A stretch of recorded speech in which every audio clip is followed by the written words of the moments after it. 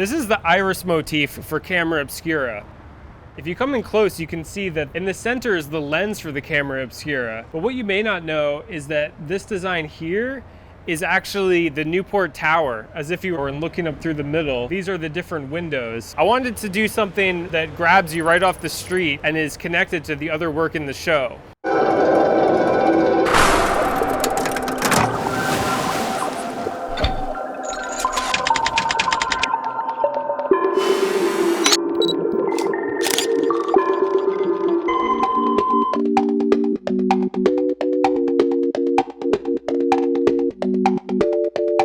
During my development of this show, I began looking into Jim Egan's research about the Newport Tower and his translation of John Dee's Monas Hieroglyphica from 1564. I was also looking at the origins of our modern conception of optics and the beginning of the camera obscura with Ibn al-Haytham's Book of Optics from 1021. Throughout this research, all of these ideas were swirling in my head, and I began thinking about the camera obscura as a metaphor for a different understanding of our perception of time. In this model, the present is a fixed point rather than a linear timeline through which the past is projected onto the future.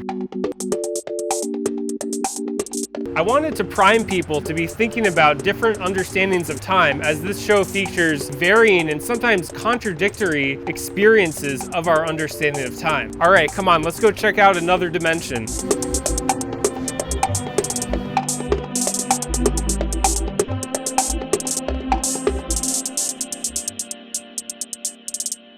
This is the FR MoCA Summer 2024 exhibition, Another Dimension. To learn more about the show, watch the full-length curator talk. I'm going to talk a little bit about my site-specific installation I made for the show, as well as talk about my process a little bit. This spring, Brittni and Harry approached me about creating a new body of work for this show. My work usually spans writing, model making, drawing, and photography, so creating some new models to help unpack higher dimensional thinking seemed like a perfect challenge. There was also a desire to help museum goers to understand and appreciate these two rare handmade diagrams or radionics tools by the artist Paul Laffoley.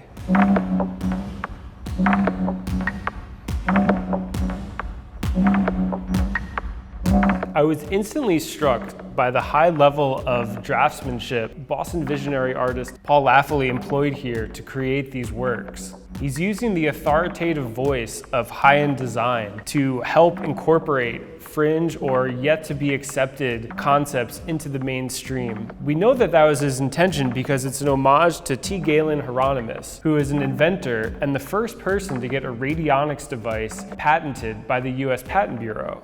It's really impressive to think about creating these works by hand using ruler, compass, and lettre-press letters. Each letter is applied individually by hand. Paul Laffoley was decades ahead in our understanding of quantum entanglement or time travel and the personal interactions with computers that now have become commonplace. Today we experience this every day with AI through news feeds and things like that. These works are kind of pre-digital form of AI where you would activate them and then have a feedback loop and hopefully gain some sort of new spiritual understanding.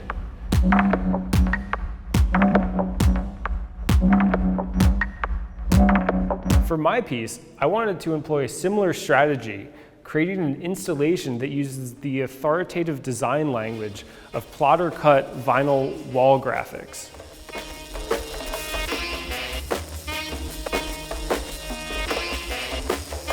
A lot of my work is about condensing very complex ideas into a digestible form. Here is a definition of the hypercube or tesseract. I wanted to undermine this authoritative language by extruding it across the wall. It creates something that's more open-ended and playful, and it also makes you aware of your body in space, because you have to put your eye at a specific vantage point in order to fully read the text. This extrusion is also an example of higher dimensional thinking, because the wall text is something that's two-dimensional. Here it's been extruded into the third dimension. But let's start at the beginning. Here's a series of found models that tell the history of the hypercube. First, we have this model by Charles Hinton. Here you can see this cube passing through space. This is an example of higher dimensional thinking, in that this intersection here, where it passes through the plane, this is our perception of reality. What's happening up top, you see this full cube, that's something that's happening at a higher dimension that we might not have access to. Next, we have two models by Claude Bragdon, who was Charles Hinton's student. This is the first diagram of a hypercube from the early 1900s. This is a hypercube. As you can see here, you have one cube with a projection of a smaller cube inside that is entangled by these vertices. What's important to understand about the hypercube is that it is existing in time. It's not about one structure at a specific moment in time, but rather the idea that it's moving through time and is fluid throughout it. That's what makes it a fourth dimensional polytope. This is another diagram of the hypercube. With this one, you can see that rather than a smaller cube being inside, it's a number of cubes that are entangled and moving through time. Hinton and Bragdon were part of the Theosophy movement, a movement that sought to expand our understanding of science and spirituality. It was born out of a period of rapid technological development in the early 1900s. You can draw a line between Theosophy and the human potential movement, of which Buckminster Fuller was its chief architect. Here we can see Buckminster Fuller's famous geodesic dome design. This design was pulled from a patent for a geodesic dome structure, which is also a reference to Laffoley's interest in patents. I wanted to include this because it really brings the more theoretical ideas about hypercube and a hyperobject into the built reality. The geodesic dome design, as you can see in the Whole Earth catalog, was used as a way to create durable structures to create communes in the 60s and 70s. In this way, the geodesic dome design symbolizes Buckminster Fuller's politics of interconnectedness, or spaceship Earth as he called it. You could think about using this design to create a structure for new ways of relating with the world, nature, and each other. Down here, you'll see one of the hidden secrets that I have embedded within the installation. This is a geodesic dome that has been skewed so it's only viewable from a specific perspective. As you can see, the bottom half of it is missing. If you find the bottom half and connect it, you can begin to understand it as existing in a different dimensional plane and kind of phasing through our reality, through which this room might be flipped inside out.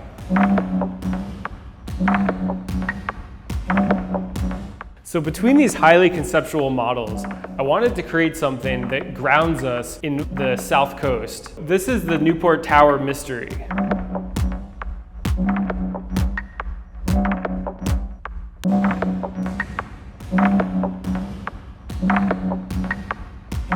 So when I first came down to Fall River to visit the museum, Brittni and Harry took me to the Newport Tower Museum, and we got a full tour of the tower from Jim Egan, a local historian and photographer. Egan has spent over 20 years researching the tower. He has a theory that it was built by Queen Elizabeth in 1583, sent over an expedition, and the tower was designed by astronomer, mystic, and advisor to Queen Elizabeth, John Dee. I became completely obsessed with Egan's research and his methodology for uncovering these secrets of the tower. It all started when he was looking through old records of Narragansett Bay. Narragansett Bay was known as the John D. River and Bay in the late 1500s. This set him on a decades-long expedition of discovery that led to what you see behind me. In the 90s, it was discovered that the windows are actually in precise locations to create alignments at important astrological moments of the year, such as the winter solstice or the lunar minor. This was a huge breakthrough in our understanding of the tower and its purpose. Egan's theory is that the tower was built to make a land claim by England to North America. The red text and red part of the diagram is what Egan proposes: a dome on top of the building that acted as a horologium, or a building that tells time. Here you can see this camera obscura projecting a sun disk onto this map here. During the summer solstice, you could track the position of the sun in order to create a precise understanding of time. Here we see John Dee's Mona symbol from the Monas Hieroglyphica. Jim Egan believes that this symbol is actually the blueprints for the tower encoded within it and within the Monas Hieroglyphica. They help us understand the exact proportions of the tower and its function for why it was built. Here you can see in the center is the Cyclops, or a camera oculus. If you stand right here at the Mona symbol and look out, you will see another secret that I've hidden within my installation. 4 stars are at a precise location to form a diamond shape throughout the space.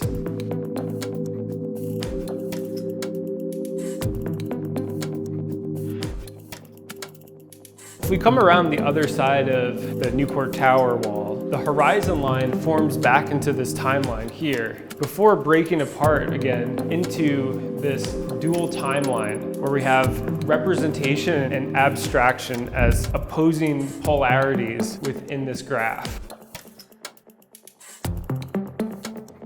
The Realism Continuum was an attempt to expand on David Hockney's work about the camera obscura's influence in Renaissance painting, bringing in mathematics as another vector. With painting, once the camera obscura technology was introduced, painting became closer to representation and the paintings became more lifelike.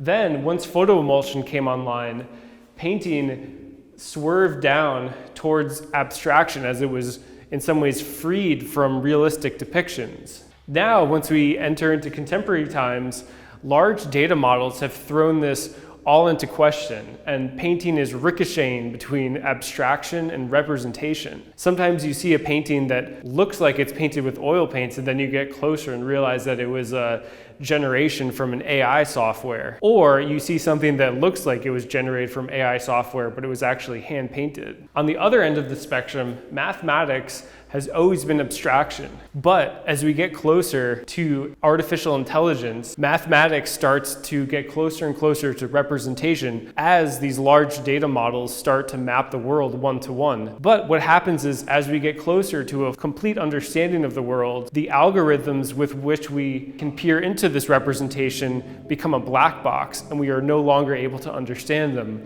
So it once again ricochets towards abstraction, back and forth.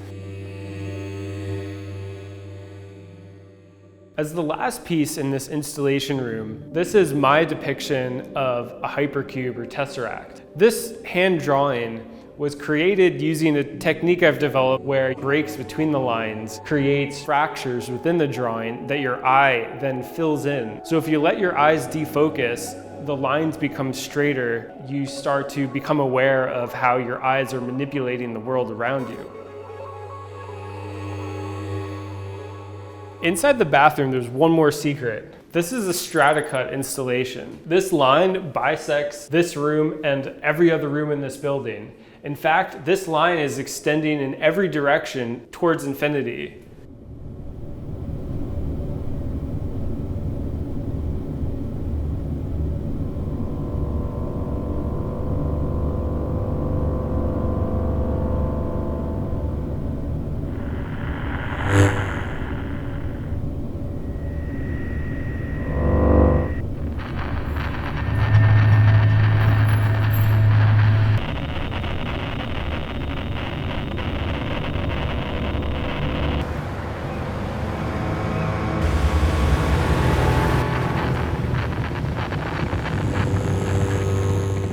Well, that's my installation, my contribution to another dimension. I hope you enjoyed the tour. Thanks so much.